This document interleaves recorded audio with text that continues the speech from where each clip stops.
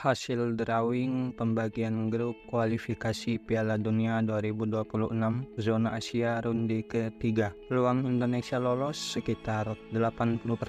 Seperti yang kita ketahui bersama, sudah dilakukan drawing pembagian grup untuk kualifikasi Piala Dunia zona Asia. Sebelum dilakukannya drawing, tentu 18 tim ini dibagi menjadi 6 pot, yang mana pot 1 diisi oleh tim-tim seperti Jepang, Iran, dan Korea Selatan, sedangkan pot 2 diisi oleh Australia, Qatar, Irak, dan pot 3 diisi oleh Arab Saudi, Uzbekistan, Yordania. Pot 4 diisi oleh Uni Emirat Arab, Oman, Bahrain. Pot 5 diisi oleh Cina, Palestina, dan Kyrgyzstan, dan pot terakhir diisi oleh Korea Utara, Indonesia, dan Kuwait. Dan setelah dilakukan pengundian, akhirnya tim-tim ini dibagi dalam 3 grup, di mana grup A terdiri dari Iran, Qatar, Uzbekistan, Uni Emirat Arab, Kyrgyzstan, Korea Utara. Grup B diisi oleh Korea Selatan, Irak, Yordania, Oman, Palestina, dan Kuwait. Sedangkan negara kita Indonesia berada di grup C bersama Jepang, Australia, Arab Saudi, Bahrain, Cina, dan Indonesia. Menakar seberapa besar peluang Indonesia untuk lolos ke Piala Dunia 2026. Seperti diketahui, peringkat 1 dan 2 dari masing-masing grup akan lolos langsung secara otomatis ke Piala Dunia 2026, sedangkan peringkat ketiga dan 4 akan kembali diadu untuk menjalani babak playoff. Dan untuk grup Indonesia ini mungkin tergolong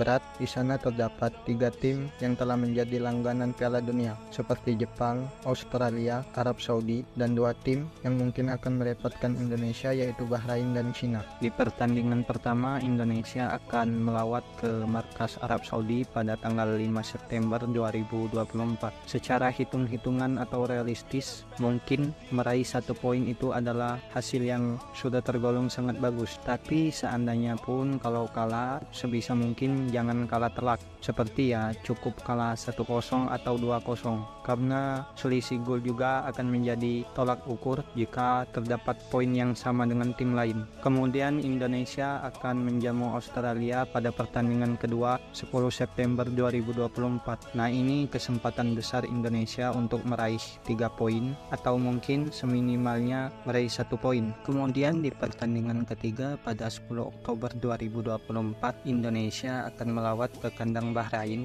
Ini kesempatan Indonesia yang paling memungkinkan untuk meraih 3 poin di kandang lawan, karena kualitas Bahrain tidak jauh berbeda dengan Indonesia. Setelah itu, Indonesia akan bermain di kandang Cina pada 15 Oktober 2024. Laga ini juga menjadi peluang timnas Indonesia untuk meraih 3 poin di kandang lawan, karena secara kualitas sepak bola Cina tidak terlalu kuat saat ini. Lanjut, pada 14 November 2024, Indonesia akan menjamu Jepang. Di pertandingan ini mungkin secara realistis 1 poin itu sudah cukup baik untuk Indonesia, dan kalaupun kalah jangan sampai mengalami kekalahan telak. Kemudian masuk ke leg kedua, gantian Indonesia yang akan menjamu Arab Saudi pada 19 November 2024. Peluang Indonesia untuk meraih 3 poin bukanlah suatu hal yang mustahil. Kalaupun Indonesia tak mampu meraih 3 poin, 1 poin bukanlah hal yang buruk. Setelah itu Indonesia akan dijamu oleh Australia pada tanggal 20 Maret 2025. Secara realistis, target 1 poin itu sudah cukup baik, dan pada 25 Maret 2025 Indonesia akan menjamu Bahrain dan 3 poin harus didapatkan. Kemudian Indonesia akan melawan Cina di kandang sendiri pada tanggal 5 Juni 2025. Indonesia wajib meraih poin penuh pada pertandingan ini, dan Indonesia akan menutup pertandingan di ronde ketiga saat bertandang ke markas Jepang pada 10 Juni 2025. Mungkin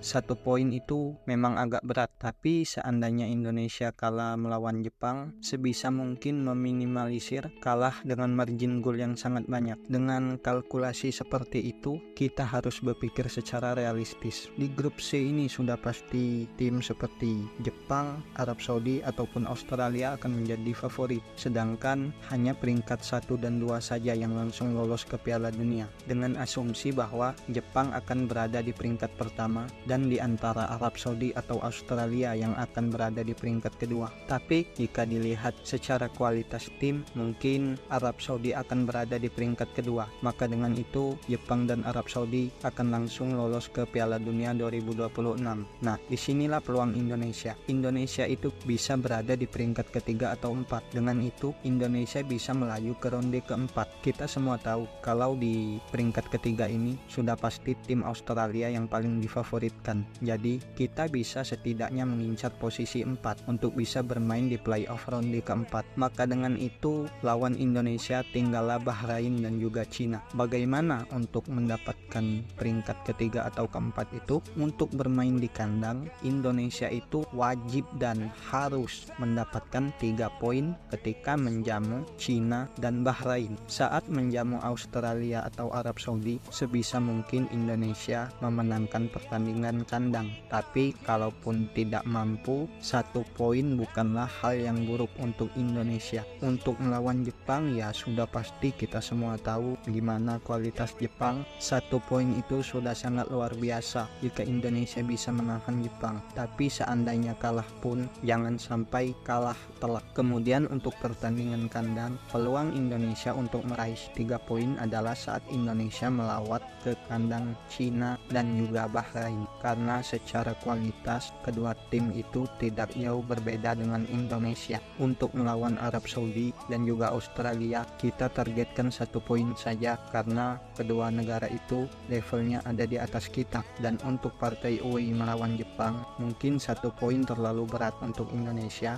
Maka dari itu, jika kita kalah, jangan sampai kalah telak. Dengan asumsi seperti ini, Indonesia setidaknya membutuhkan 15 hingga 17 poin untuk bisa berada di peringkat ketiga atau 4. Seandainya skema ini berjalan, Indonesia harus memperhitungkan calon lawannya di ronde keempat, yaitu peringkat 3 dan 4 di grup lain. Kita beralih ke grup A. Di grup A, peringkat 1 dan 2 mungkin akan ditempati oleh Iran dan antara Qatar atau Uzbekistan. Dengan itu kita bisa menakar peringkat 3 dan 4 mungkin akan ditempati antara Qatar, Uzbekistan atau Uni Emirat Arab. Untuk di grup B, peringkat 1 dan 2 kemungkinan besar akan ditempati oleh Korea Selatan dan antara timnas Irak atau Yordania. Dengan itu, peringkat ketiga dan 4 grup B kemungkinan akan ditempati antara Irak, Yordania, Oman atau Palestina. Untuk lolos ke Piala Dunia di ronde keempat, Indonesia wajib menjadi juara grup agar bisa langsung lolos ke Piala Dunia. Dengan pemain-pemain yang ada, disinilah Indonesia membutuhkan tambahan pemain naturalisasi yang berkualitas. Jika seandainya Martin Paes, Kevin Dix, Mesh Hilgers, Ole Romeni, Jairo Reidewald masuk, tentunya akan menambah kekuatan timnas Indonesia. Dan komposisi ini bahkan mungkin saja bisa menempati peringkat kedua, karena kita menilai Jepang tetap akan menjadi yang teratas. Seandainya Indonesia gagal menjadi juara grup di ronde keempat, Indonesia masih memiliki peluang untuk lolos ke Piala Dunia, yaitu caranya menjadi runner-up grup, di mana masing-masing runner-up dari 2 grup ini akan diadu, kemudian pemenangnya akan mendapatkan lawan dari benua lain, bisa jadi dari benua Oseania, Afrika, Amerika Selatan, ataupun Amerika Tengah dan Amerika Utara. Untuk Indonesia bisa mencapai catatan-catatan yang tadi, tentunya Indonesia harus bermain konsisten. Jangan sampai ada badai cedera ketika babak kualifikasi berlangsung. Dan kita semua, seluruh rakyat Indonesia harus saling bahu-membahu agar timnas Indonesia bisa lolos ke Piala Dunia.